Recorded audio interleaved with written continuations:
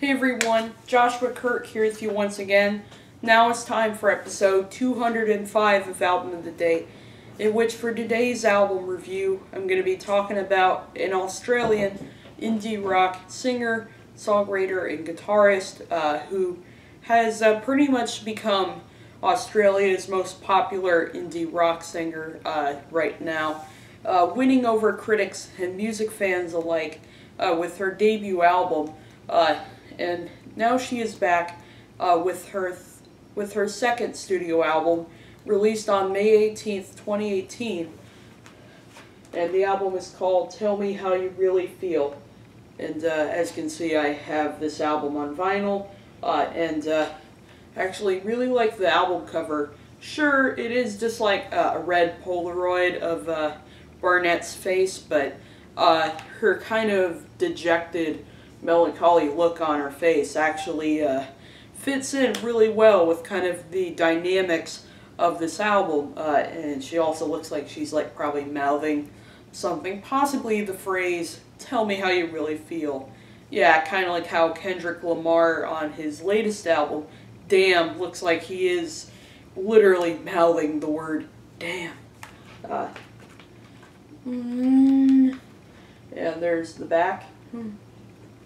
And there's 10 songs on this album, and it clocks in at over 37 minutes. And this is released on Mom and Pop Records, along with Marathon Artists. Of course, even though, of course, this is mainly released on her own independent label out of Australia, Milk Records. And there's a really nice gatefold here. Has all the lyrics in it. It's kind of like the metallic silver going on in here is really nice. And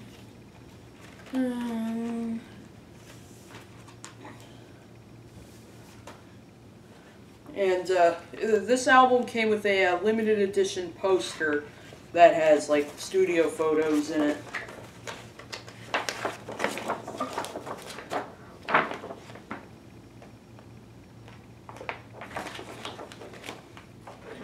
Of course, you see pictures of Courtney Barnett with her band, and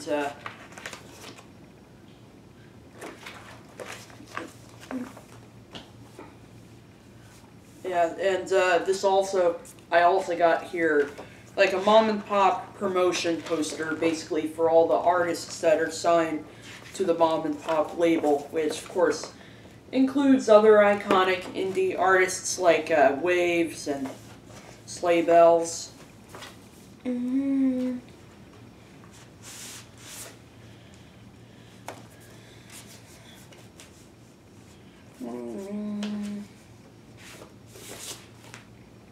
Anyway, there's side A, and then there's side B. Just standard black vinyl. No like special colors or anything going on.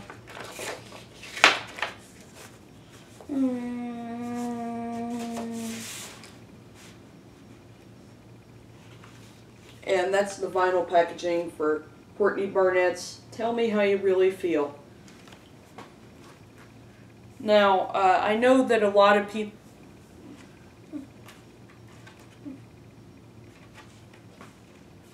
Now, I do know that a lot of people definitely were pretty much won over from, with Courtney Barnett right from the get-go with her debut album, like critics and music fans alike. But me personally, I've never really been that crazy about Courtney Barnett because I kind of found that her kind of rambling, deadpan delivery was a little too much for my taste, and also she kind of still needed to kind of fall into her own a little bit, but she still definitely had kind of a snarky, self-deprecating kind of persona that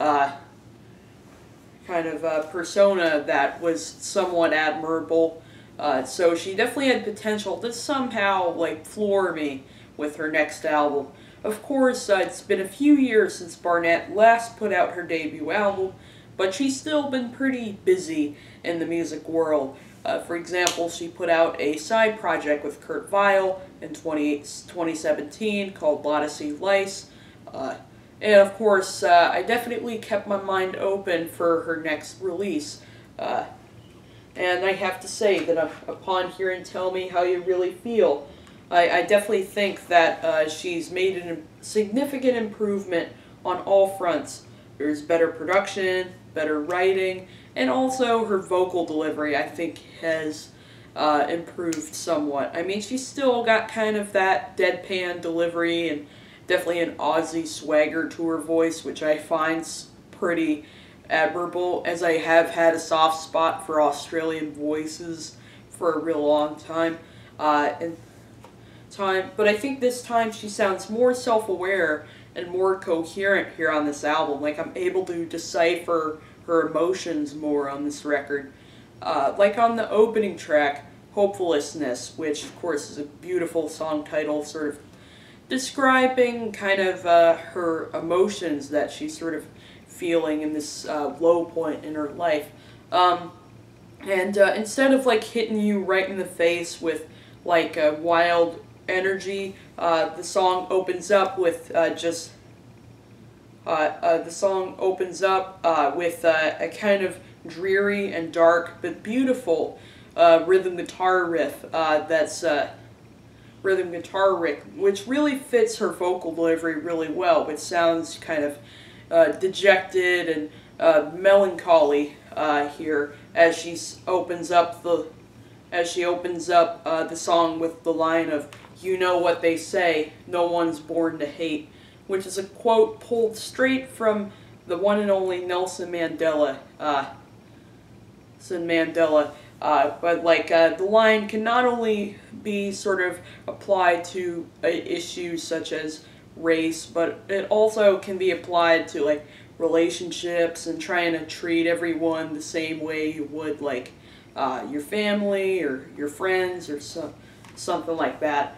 And then meanwhile, she pulls a quote from Carrie Fisher in the next verse of "Take your broken heart and turn it into art," which just sounds very beautiful on the song. You pretty much, if you hadn't heard the quote before, you'd think it was probably her own words. And you can add her vocal delivery on this track. It's like just so raw. Like you can actually hear her breathing right before she starts singing a little bit. Bringing a sense of intimacy to the album. And she also definitely writes some of her own lines and lines that are really memorable, like the line of "Your vulnerability is stronger than it seems. You know it's okay to have a bad day," as the song builds up into this really like kind of odd guitar outro that's not even like it being strummed, but just like these crazy feedback effects that somehow just sound really beautiful as the song kind of builds up with these distorted acoustic guitars and kind of eerie keyboards. And the song also does close out with another lo-fi element, which is the sound of a tea kettle like squealing that she just kept in there, which pretty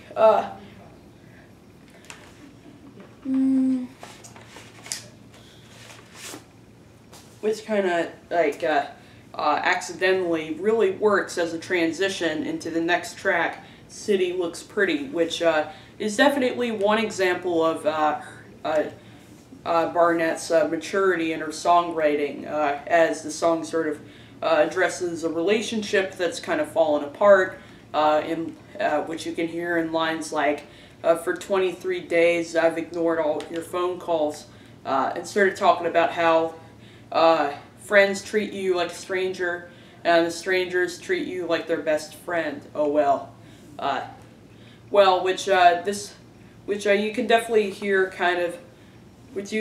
hear some of her like primary indie rock influences going on in this track, like most in particular bands like Slater-Kinney, like some of the Riot Girl kind of stuff. But it still sounds very much like Barnett's own song, especially with her distinctive voice. and the song transitions into this beautiful like end section, which includes the lines, "I'll be what you want, oh, when you want it, but I'll never be what you need. And the city looks pretty from where I'm standing." Satisfying finish for the song, as the song eventually closes out with a pretty fantastic guitar solo. The next track is probably my favorite on the record, the song "Charity," which definitely is like some of the catchiest guitar riffs on this album come from this song. I mean, there's definitely a little bit of a power pop influence going on this track. And her vocal delivery somehow really works over this kind of sort of fun kind of song that's like a fun song when she opens up the line of at the end of every season I'm spent up thinking this will be the one. And the song just has an incredible chorus that you just can't help but sing along to, because it's just like so catchy, and just she sounds very like passionate, even if the emotions she's addressing aren't necessarily like very like positive. But you just can't help but just sing along when she comes in with the line of, "So subservient, I make myself sick. Are you listening?" And I have to admit, the line of "meditation just makes you more strung out. I wish you had a guru who told you to let it go," is actually one of the best lyrics of 2018. The next track, "Need a Little Time." Little Time is a gorgeous, cathartic kind of like ballad that definitely, lyrically, it's some kind of simple sentiments, but at the same time, really emotionally affecting, especially when she comes into the chorus of "I need a little time out from you," because her vocal delivery in that chorus is like, it must feel like a relief to let all those emotions out, because her delivery sounds so like confident and beautiful over some swelling B3 organs and kind of melancholy riffs, and some intricate drumming as well. And I also love the lyrical curveball on this track of "shave your head to see how it feels. Emotionally, it's not that different, but to the hand, it's beautiful." Again, that line can only come from Courtney herself. Then the next track is pretty much the first single of the record, since "Need a Little Time" is pretty much the second single on the record. The song "Nameless, Faceless," which is definitely has a more sort of hard-rocking attitude to it. But it has incredible energy to it, as well as lyrics sort of describing sort of kind of how horrifying like social media can be, and sort of looking at someone too much to the point where they think that there's like secret identities are like trying to hunt for you or something like that. So even though the song opens up stuff with the line of "Don't you have anything better to do? I wish someone would hug you," there's like nothing precious whatsoever about the lyrical content of the song.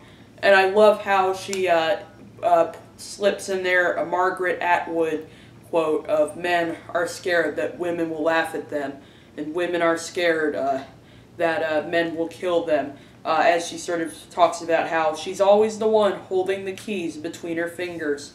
The production on this song is really well done. The kind of psychedelic keyboards on the track, along with some great, just very kind of tough riffs, which really fit really well in the chorus, considering how she sounds pretty ticked off about, the way social media tends to work sometimes. So I think the kind of hard rock energy going on. Really fits that vibe really well.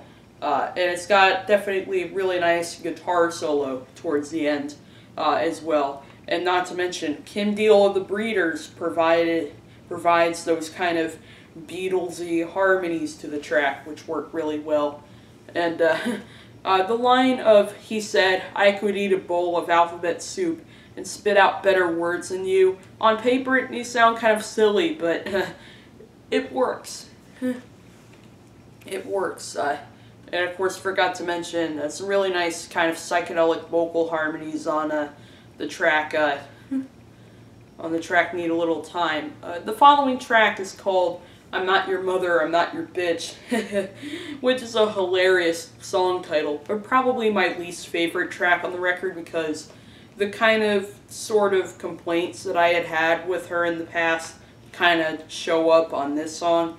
Like her delivery, her kind of rambly delivery on the song is, yeah, kind of a little much. Although I do really like her very kind of pissed off attitude on the track quite a bit, and it's somewhat satisfying when she says, when she's literally screaming into the mic, "I try my best, I get most self-defensive when I know I'm wrong. Think we can all agree. I try my best to be patient, but I can only put up with so much shit."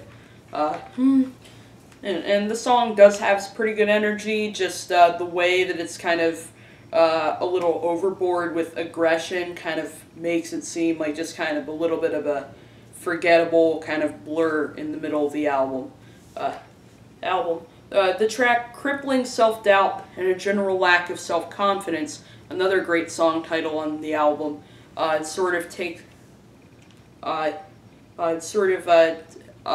just as the title suggests, sort of takes on those kind of emotions where you're just kind of doubting yourself and you're kind of lacking your confidence. Like, even as you're doing what you're supposed to, you kind of have that moment of just kind of, losing your sanity a little bit.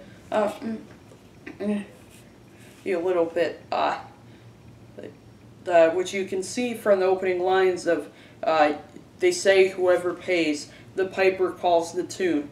Well, let's avoid the truth. Make you all feel special. And this is another song that does feature guest vocals from Kim and Kelly Deal from the Breeders. Breeders who shout the "Tell me how you really feel" hook that eventually transitions into the chorus. And even though this isn't one of my favorite choruses on the record, the "I don't know" or "oh anything" refrain is a little cliched and repetitive, but still, nonetheless, it does sound catchy enough that it does become like an at first irritating but kind of fun little chant that gets stuck in your brain. And I also love the line of "Indecision rots like a bag of last week's meat, and I guess it's hard to keep everybody happy."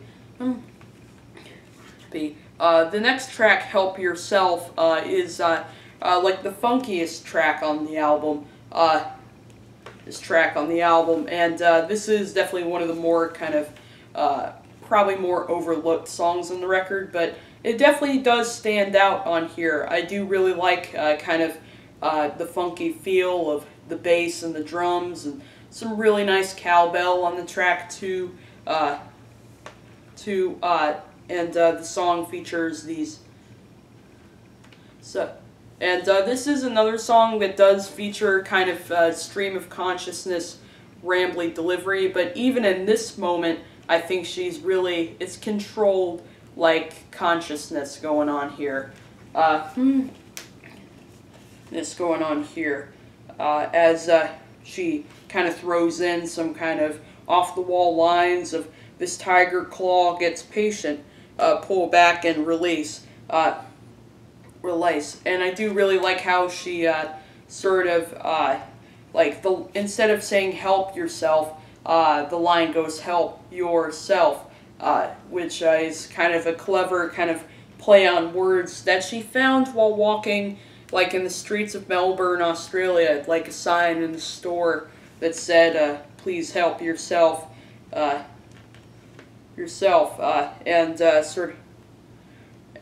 she closes out the song with the line of, "You got a lot on your mind, you know that half the time, it's only half as true, don't let it swallow you," as it closes out with a pretty cool, with a really, like, killer guitar solo that definitely, once again, doesn't really sound like a conventional guitar solo, but rather sounds kind of like, it sounds as if, like, a heavy metal guitar solo kind of, you know, got, like, sort of, it's as if a heavy metal band made some sort of feedback mistake in the studio while trying to create a guitar solo, but just leaving it on there because it really just downright works. The next track on here, Walkin' on Eggshells, definitely has a little bit of a boozy alternative country vibe to it. I mean, the twangy guitar riff on the track really does sound kind of inspired by, like, older Wilco, like, being their era. With some very beautiful kind of saloon piano, and some weepy slide guitar, which sounds very similar to pedal steel. Which really does show there's a little more versatility going on this album. I mean, sure, the album rocks at some moments, but then at other moments, it's like very lush, and there's a lot of care put into these arrangements. This album and this song doesn't contain the very satisfying line of, "Walking on eggshells gets tiring, pulling teeth, white knuckling, and I don't want to hurt your feelings, so I say nothing," as she's sort of taken a kind of self-deprecating view into this relationship, especially in that chorus of, "Say what you want, don't got a lot, oh, but what you got, you throw it all away." Throw it all away. And then the album closes with the gorgeous, with another gorgeous ballad, the track Sunday Roast, which is definitely somewhat of an kind of optimistic finish to the album, but still at the same time, there isn't really much points on this record where Barnett really feels that much at ease. She's kind of at emotional unrest for most of this album. Pretty much, which also shows on this track, because even as she's like giving someone a pep talk, she still sounds kind of like dejected, but at the same time not like drab or hopeless or anything like that, in a way that's relatable and tangible, as she goes, "Ignore that voice, it puts you down." Sort of talking to someone, sort of telling them how, despite whatever emotions you may be feeling right now, just, like, you know, come to this, like, family gathering that I'm having, and just kind of bring yourself, and because, you know, your presence is present enough, because the title kind of vaguely refers to probably inviting someone to, like a Sunday dinner or something like that. Right there, and the production on the song is really gorgeous. It's got these kind of atmospheric, haunting guitar riffs that kind of remind me of, like, Ben's era Radiohead era. Again, still sounding pretty much like I pretty much can recognize a Courtney Barnett song when I hear it, even if it's a song off her debut that I'm not necessarily that fond of.